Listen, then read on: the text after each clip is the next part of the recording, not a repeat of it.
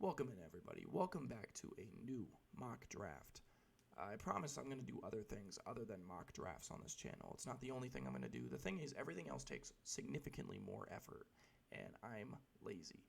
So I'll record other things, and when it comes time, I'll be like, oh, that's going to be sick. I like that. And when it comes time to actually edit it, I don't do it. So I have a couple videos I need to go through and edit. I just haven't done it yet, and I will, I promise. This is my second take of this mock draft. As we stand here now, at least when I'm recording this, it is 7 days out from draft day. It's Thursday, a little late, so it's probably come out on a Friday, so 6 days out. I will make one more mock draft the day before. Every year I make an entire 7-round mock draft, and I record the first round before I continue on to the rest of it. So I'm going to do that. I will be doing trades in this one. I probably won't in my final one. So this will be the one that I do with trades, because trades are just incredibly hard to predict, and you get everything wrong as soon as that pick doesn't happen. But I'm going to try my best to be realistic here. The reason that this is my second take, actually, is because I had one of my favorite players fall down the board a little bit too much, and I wasn't happy as a perfectionist. Pick one. Let's just get it out of the way, Caleb Williams. He's the best player in the draft, except maybe Marvin Harrison Jr., and seeing as one plays quarterback and one plays wide receiver, Caleb Williams is the best player in this draft. So take him at pick one, don't think twice about it. 2 has always been a Drake May spot for me to the Commanders. It's not going to be here. I'm actually going to take Jaden Daniels. The belief is right now that Jaden Daniels is the better scheme fit. Whether you believe that or not, it's up to you. Drake May's the better quarterback, but they think Jaden Daniels will fit their system a little better, and you can't really fault him. Jaden Daniels is an explosive athlete who can make plays happen with his legs. Drake May doesn't really do that. He prefers to sit in the pocket. He's decent enough at avoiding pressure and getting the ball out, but he's not a vertical runner like Jaden Daniels is. Pick 3, I've seen one of 3 things. I guess their GM is high on Drake May. Their head coach is high on J.J. McCarthy. And there's rumors that they might trade out of this pick. Knowing the Patriots, that just sounds like smoke screens to me. I'm not going to trust a damn word that they say. It would be a very them thing to do with J.J. McCarthy being the draft pick, but I'm going to go with Drake May. I think they've learned enough from the situation. I'm sorry, I'm having an absolute moment. The Mac Jones situation. His name escaped my mind. I am so sorry. It's been a long day. I think they learned enough from Mac Jones to see the similar traits in J.J. McCarthy and realize that the safer option is Drake May. Pick 4, this is another pick that I've seen moved fairly frequently. If you want, I think their biggest needs for the Cardinals, in my opinion, it's always been corner for me, and it still is. Cornerback and wide receiver for sure, by far their biggest needs. I've seen a lot of people say that this will be a trade spot. I don't. If they trade back to 11 with the Vikings, a lot of people say that they will. They will have 3 picks, which is nice. But at pick 11, I don't think the board shakes out super well for you at receiver if that's what you want to do. At cornerback, it shapes up really well. You can get the top corner on the board. But then down the board at 23, there's genuinely a chance that you miss out on any receiver that is worth a first-round pick, except maybe Keon Coleman, who you can get at 27. And if you're the Cardinals, you could go center maybe at 23. I think they need a center pretty badly. D-tackle, I guess. I'm trying to talk myself into it. But if you need a receiver and you want to get better, the Cardinals, in my opinion, are not a lost cause. I think they're a pretty decent roster, really. If Kyler Murray stayed healthy last year, it was hurt, not suspended. If he was there the entire year, I genuinely think that they're a fairly average team. When you're an average team, you don't need to stockpile draft picks. You need to pick the best guy available, in my opinion. So I'm going to take Marvin Harrison Jr., best wide receiver on the board. If you trade out of this pick, you might miss out of all 3 of the top guys. I could see them maybe trading with the Giants just to go back 2 spots, let the Giants take their quarterback. But I also don't know if the Giants are that high on J.J. McCarthy to give up on Daniel Jones. I wouldn't be personally. I think Daniel Jones is at least worth sticking out another year with, and then reassessing next year and maybe looking into trading up that draft class. The thing is, too, like, according to most GMs, they don't really like next year's quarterback class, so maybe you make the jump this year, just knowing that next year you might not get the chance, which I recognize. I just think Marvin Harrison Jr. might be too good to pass on. Pick number 5, the Chargers could ship this pick also, and it wouldn't be the most shocking thing I've ever seen happen. But I just think the need at wide receiver is too overwhelming to pass on one of the top 3 guys still being on the board. So we're going to go with Malik Neighbors, which leaves the Giants as 6. I mean, it could be J.J. McCarthy, and again, I wouldn't be shocked.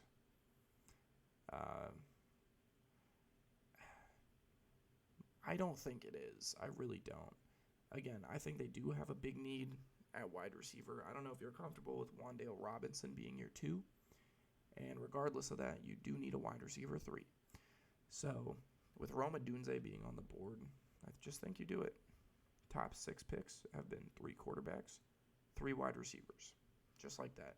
Which means you will start to see a fall on all these other, or I guess a fall on all these other positions, just because there was such a run on quarterbacks and receivers at the top. So the Titans at 7 have been rumored to move this pick. The rumor that I've heard is that it is either Joe Alt or they ship this pick away. They could go with JJ. I just think it's too soon to give up on Will Levis if you don't think JJ McCarthy is a safe option either. I've heard that they're super high on Joe Alt, so I'm just going to make that the pick. Now, there's been no trades in the front 7. I am going to have a trade here at 8. This has been a very big Dallas Turner spot for me. But I also think that this Falcons team has bigger needs at cornerback and wide receiver. And I don't like, all 3 wide receivers are off the board. You're not going to take Brian Thomas at 9. That'd be absurd. I guess at 8. Cornerback, it might be a little bit early for Terrion Arnold. So I think you trade back just a couple picks. And with who is the question?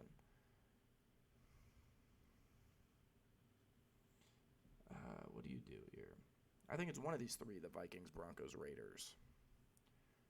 But which one of those 3 is willing to give up the most to trade up? That's what the question becomes. And in my mind, I'm thinking Denver. I don't think the Vikings give up pick 23 to move up 2 spots. They could. I mean, maybe that's the price to pay to move up for a quarterback. But also,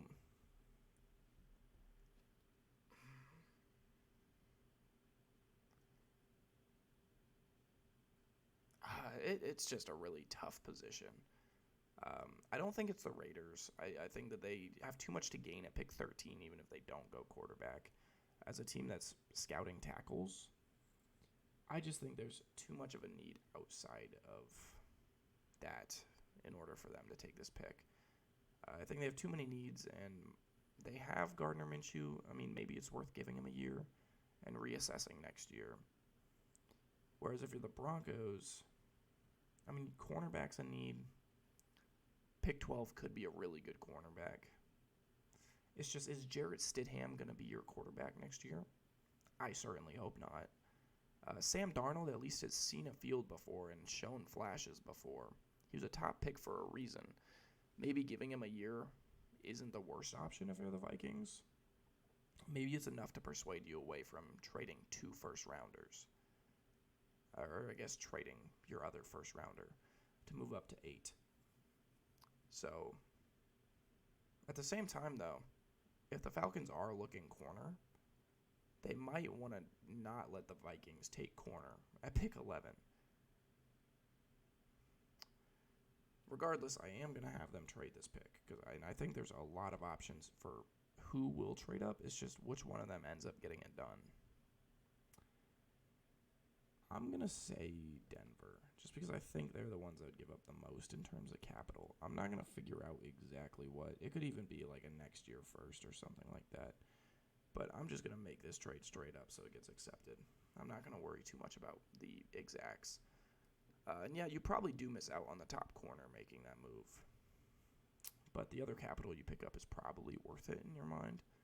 And then at pick 8, obviously, J.J. McCarthy's the pick. I think some team's going to trade up for him.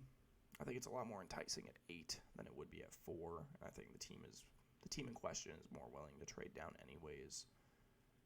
And then we're going to have back-to-back trades. The rumor with the Bears is that they're either going to stick at 9 and draft one of the top 3 wide receivers. I've also heard Brock Bowers in this spot before. I don't think it's Brock Bowers, though. I really don't. But the rumor is that they either stick with one of the top 3 receivers at 9 or they try to ship the pick. Whereas at pick number 15 with the Colts, the rumor is that they're either going to stick and pick a tackle or they are going to draft Brock Bowers. And I think that they're a team that really likes Brock Bowers, which I get. I mean, Brock Bowers is, I don't think tight end is necessarily the biggest need for this team at all. However, the rumor is that they really like Brock Bowers and that they're willing to trade up for him. And Chicago's rumor is that they're willing to trade down. I'm not going to worry about the exacts of how this deal gets done. I'm just going to say that it gets done. So then at pick number 9, Brock Bowers comes off the board.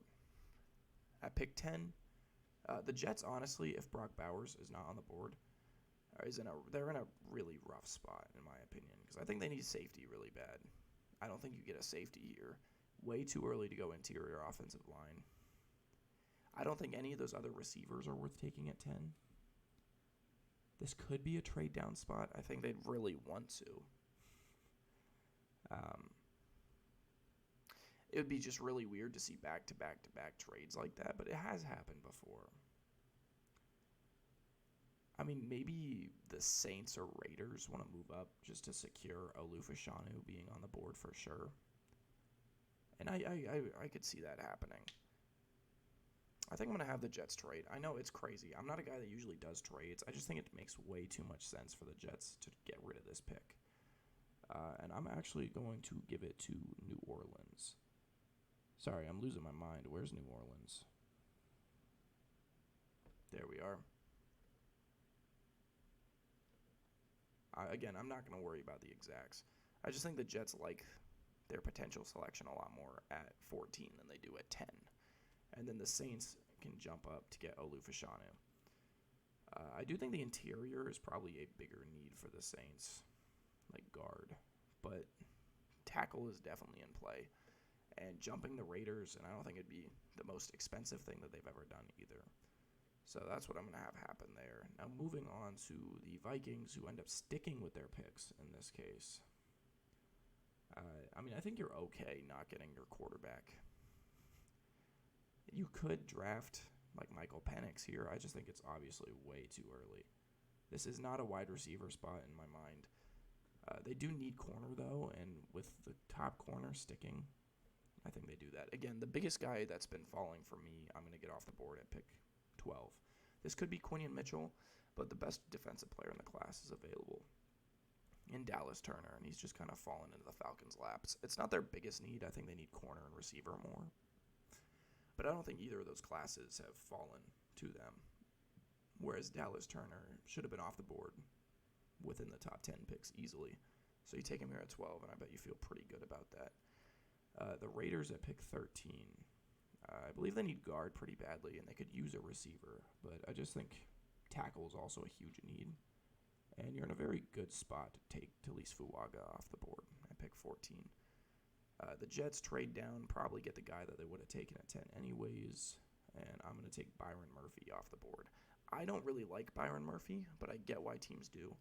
The potential of Byron Murphy is really good. I just think the floor is pretty low.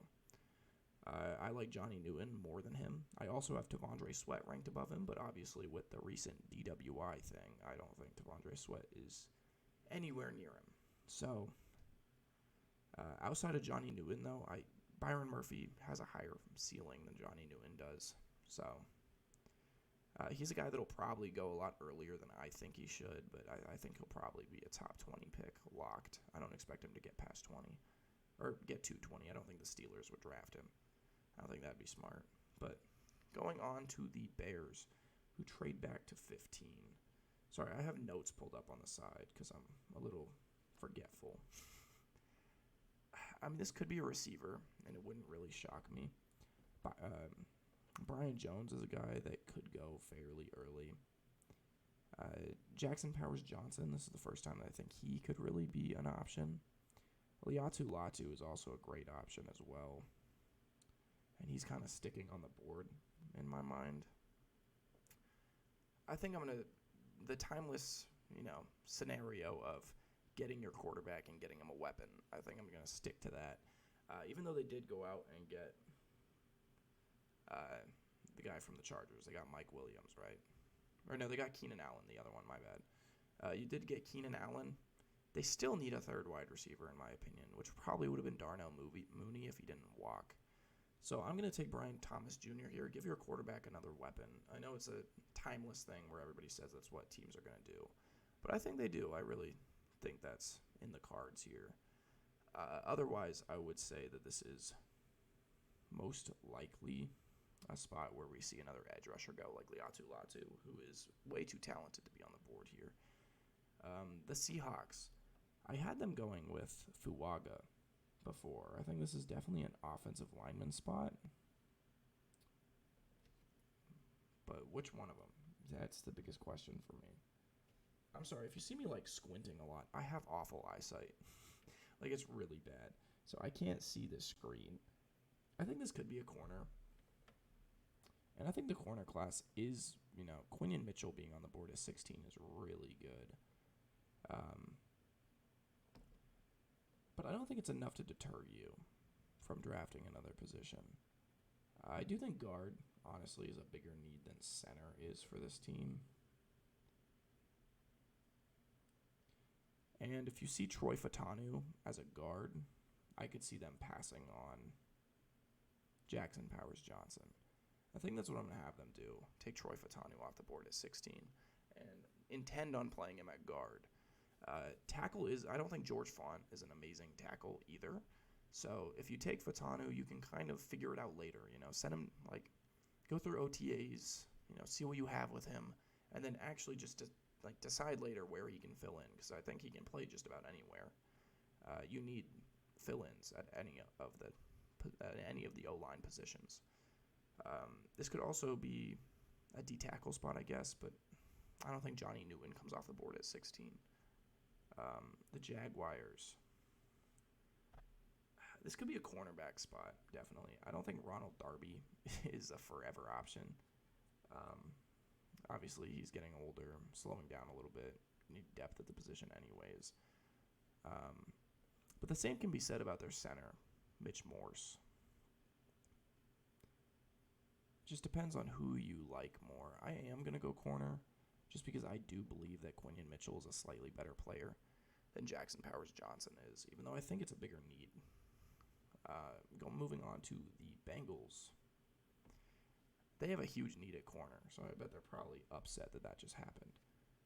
For a team that needs corner, you're in a pretty good spot still. I mean, Nate Wiggins is on the board, and he's fine.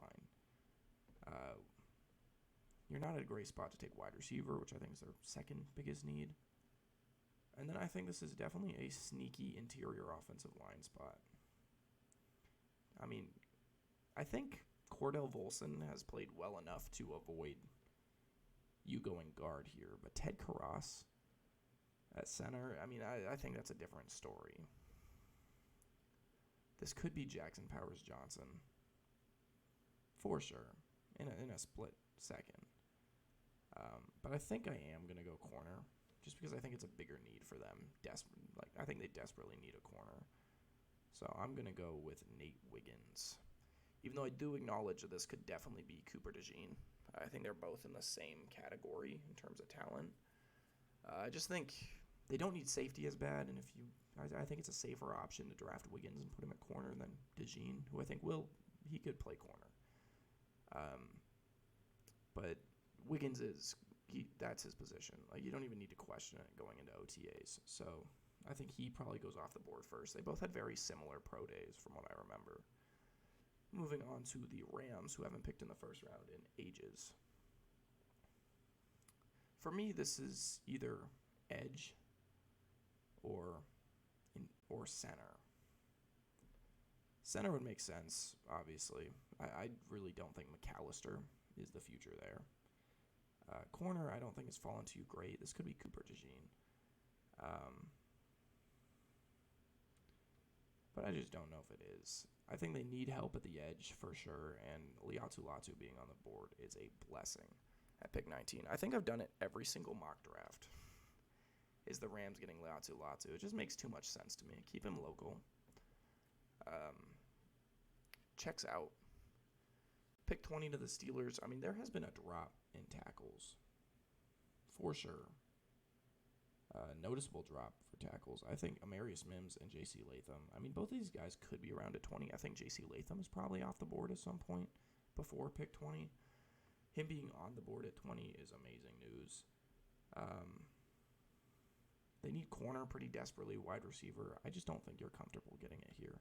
I do like Cooper DeJean to the Steelers for sure.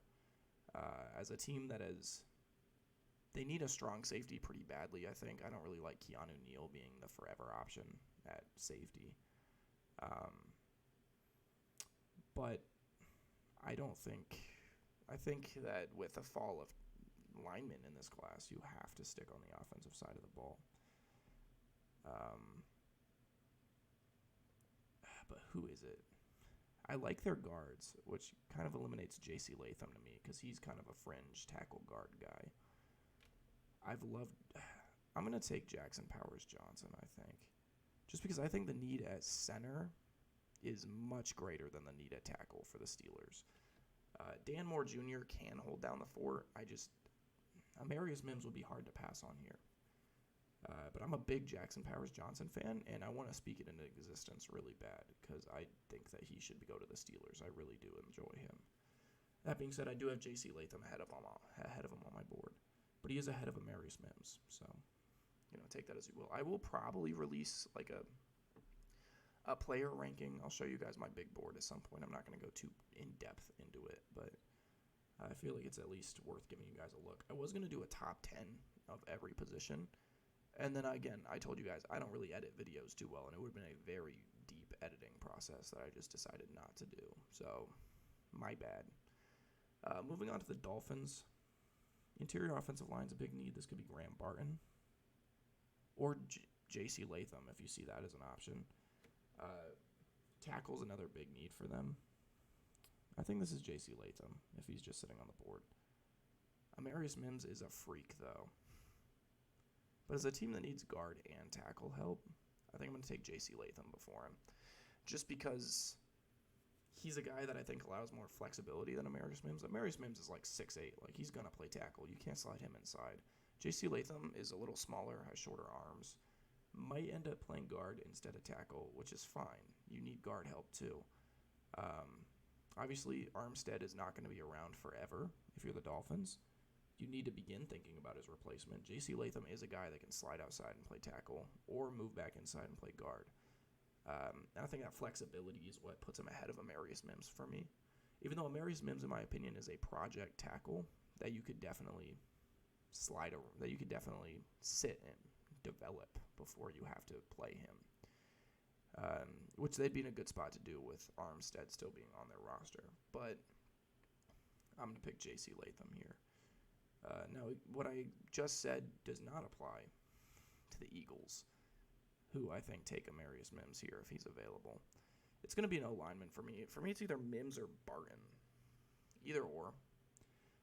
But I think, giant freak athlete out of Georgia sounds like the Eagles to me. Developmental tackle on a team that needs a developmental tackle, really. He doesn't have to play immediately. Drafting him now is more of a timing thing. Lane Johnson isn't going to be here forever. You need to get a younger offensive line group in there. May as well start at pick 22 with a developmental tackle that has tremendous upside and insane athletic ability. Now, coming back onto the Vikings, I believe I had them go Terrion Arnold, right? Yeah. At this point, I think that this is just too easy, right? I mean, you could take a quarterback, which I think I had him do last time when I was doing this before I decided to call it quits. But Bo Nix, Michael Penix, You have Sam Darnold. You're a team that needs a wide receiver. I mean, it is hard because I do believe genuinely that this is a spot where we could see the next quarterback come off the board. They are also a team, I think, that needs a guard. Graham Barton is just sitting there. I'm going to take Brian. Oh, no, Brian Thomas Jr. is off the board. Oh, that changes my decision. Where did I take him? 15, that's right. All right, my bad. Usually he sticks on the board a little bit longer for me. Well, that makes my decision much harder, actually. For me, this is either Graham Barton and moving him outside to play guard, who I think he's going to play guard personally, or you take Michael Penix. I don't know where your next pick is, but it's probably not at a spot where either of these guys are going to be on the board. But also, like, Johnny Newton here makes a lot of sense. So does Graham Barton. I'm going to go with Bo Nix, I think. I don't know. For me, it's such a coin flip between these two to see who's the next quarterback off the board. Bo Nix, a lot of teams really like him because of his leadership ability, but Michael Penix tested insanely well, and his medicals all came back really good. I think I talked myself into it potentially. It's so hard. I mean, the thing is, you have Sam Darnold. You don't need to start this guy immediately. You get his fifth-year option, which is great. Johnny Newton at 23, I mean, take it or leave it, really. I don't think it's a slam dunk pick. Whereas Graham Barton could be. I'm going to take Michael Penix.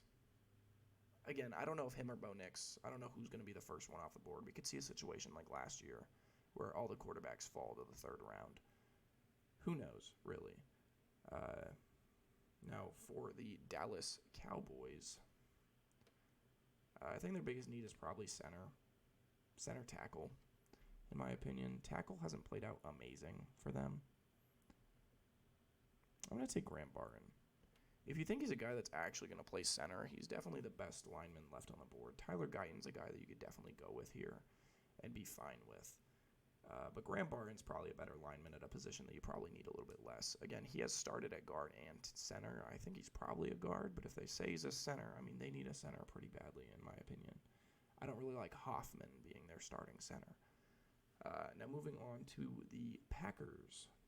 They say their biggest need is linebacker and corner. Also, I'm sorry if you see me squinting and leaning in. My eyesight is atrocious. I can't remember if I said that this take or last take. Again, my memory's also atrocious. I'm really just falling apart at the seams most of the time. Guard tackle, I said, is their biggest need, and then safety. They say corner. I mean, you're not going to really be happy taking a guard here, I don't think. Christian Haynes is a guy that I like as a first-round pick, for sure. I think he's my fringe guy that I could see getting drafted in the first round. I really do like Christian Haynes. Tyler Guyton, again, probably not a slam dunk at 25. For a team that needs safety and also needs corner, Cooper DeJean at 25 is going to be the pick. I know I've done that one before.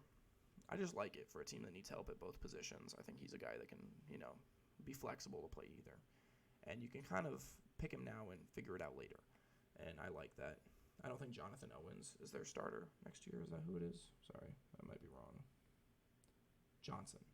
Yeah, I don't think Johnson is guaranteed the starting role at safety next year. And they obviously need help at corner. Also, I feel like I could be wrong. Jair Alexander is like a guarantee to miss games. Plus, he might have left. I really can't remember him. No, I'm thinking of somebody else. Jair Alexander seems to miss at least a couple games a year on average, from what I remember. Besides the point, I think Cooper DeJean is a great fit to play either positions if you need him to. Moving on to the Buccaneers. I mean, I think corner is by far the biggest need for this team. Kool-Aid is really the only one on the board that I could see happening here. For a team that needs edge, these edge rushers are kind of falling, though, and I think it's going to be hard to pass on.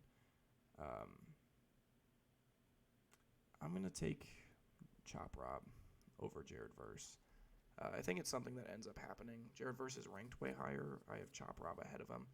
And I've seen reports that some people think Chop Rob is better than him. I forget where. Again, I don't know my sources. I just see these things.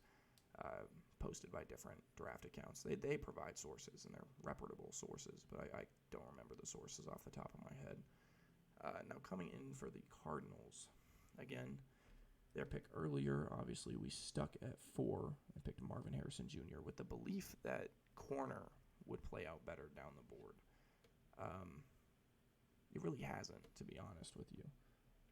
If you need D tackle, I think that this is a pretty good spot to take Johnny Newton. But I'm going to take Kool-Aid.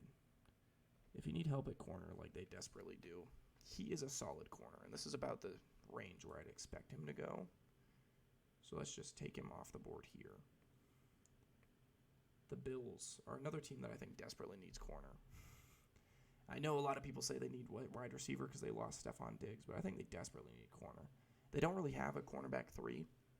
Their starting corner on the other side is Kaiir Elam, I forget how you pronounce it, who, if he can stay healthy, is great, but he has shown no ability to stay healthy. So I think they desperately need corner, but I don't think it happens here just because of how the board's played out. Is anybody falling down the board? Jared Verse is the only guy that is falling significantly. I think this is a receiver, even though I do acknowledge that corner is a bigger need in my head. I'm going to take Keon Coleman off the board. I do believe he's the next one to go. And then it's really a toss-up between all these other guys. I like Troy Franklin a lot. I'll tell you right now that out of all these guys left on the board, the one I have ranked the highest is Xavier Legette. So I don't think he's the next one that comes off the board, obviously, but just a personal take of mine. I also don't like Xavier Worthy at all, really. So take that as you will. I do think he's a first-round pick, though. I think his speed alone separates him from the rest of this group, quite literally. Now the Lions. This is a team that could also look to go receiver, I think. I think receivers in play. Guard, this could be a Christian Haynes spot, in my opinion. Just don't know if it is. Haynes is a guy that I could definitely see slip into the first round, though. Yeah. I'm going to agree with them saying edge, because edge is a need. I don't think it's their biggest need, but I think Jared Verse has kind of just fallen down the board way too much for the Lions to pass on at this point. So I'm going to take him off the board here at 29. As we get to the Ravens at pick 30, they're a team that definitely needs corner. Darius Robinson might be a little bit early. They kind of need tackle, but not really. Wide receiver is something that they could look to do. But which one? I can sell myself on drafting a wide receiver. It's just which one, you know? Adonai Mitchell's the safe option to go at 30. But what team is going to view Xavier Worthy's speed as a ridiculous feat? The Ravens building a track squad seems like something they would love to do. Seems like it would check out. I think the Chiefs are also a team that would go that route.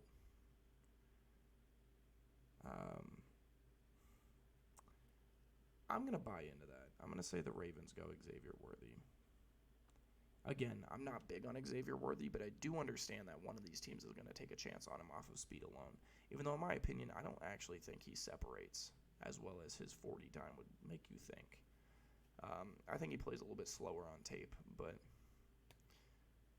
that's just me. Moving on to the 49ers. Big corner spot. Just don't know if you get a corner here. You need a center. Again, not really played out to you. Guard, edge, not so much. They say tackle. I agree, honestly. I think tackle is a big need. And I have it as second biggest need behind corner. So, pretty much me and them have it flipped. Tyler Guyton is definitely going to be a first-round pick. It just kind of depends on what team takes him. I would be shocked. He's the last guy on the board that I'd be shocked if they fell to the second round. Johnny Newton, it would be pretty shocking if he fell to the second round, but I also acknowledge that's something that can definitely happen. Players fall all the time, and he's definitely not a surefire first-round pick. Adonai Mitchell is a guy that I think will probably go in the first. I acknowledge that Christian Haynes definitely could. Outside of that, though, everything else would be kind of shocking. Bo Nix, obviously, is a guy that I wouldn't be shocked to see there, but I think it would take somebody drafting him over Michael Penix for that to happen. The Chiefs, I have their biggest need being corner. I don't think you get corner here. Tackle doesn't seem right. Safety's not in play. Guard's not in play. Wide receiver is probably what I think happens here, which seems pretty obvious, I guess. And out of the rest of these guys, I think it's pretty obvious who the next pick is. It's got to be Adonai Mitchell. Even though, again, I do have Xavier Legette over Adonai Mitchell. But besides the point, this is what we're going to roll with. Again, we did 3 trades in this one, back to back to back. I'm not a guy that normally does trades. Just because it's so hard to predict what team's going to move up. I just think the Broncos moving up makes too much sense just because of the quarterbacks that are on their roster comparatively to the other guys that might move up. The Colts moving up for Brock Bowers has been rumored already. And the Jets just found a team to move up because, they weren't comfortable with picking a guy there. And that's fine. Anyways, I do hope you guys enjoyed. Again, expect another video, another mock draft right before the draft. I usually do a 7-round mock draft right before the day before, and then I will just have it roll. I will record the first round, and then I'll just roll through the rest. I'm not going to make a 5-hour video. A 5-hour mock draft isn't happening. But anyways, I do hope you guys enjoyed, and expect other content soon enough. I swear I'm not just a draft channel. That would be mighty boring. I do plan on making other videos. I just don't really, have the desire to edit said videos. So, but I will see you guys in the next video of whatever I make. Peace.